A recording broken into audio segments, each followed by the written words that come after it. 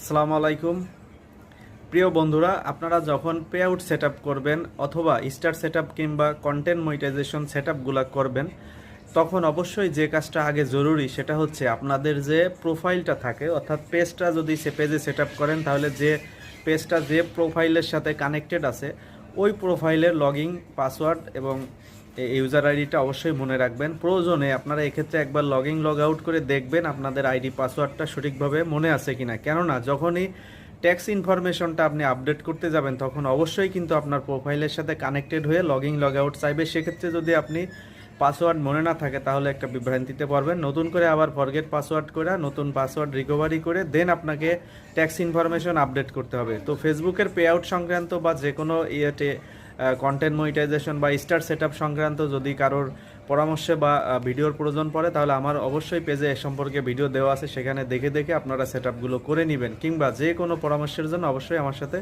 যোগাযোগ রাখতে পারেন। ধন্যবাদ সবাইকে।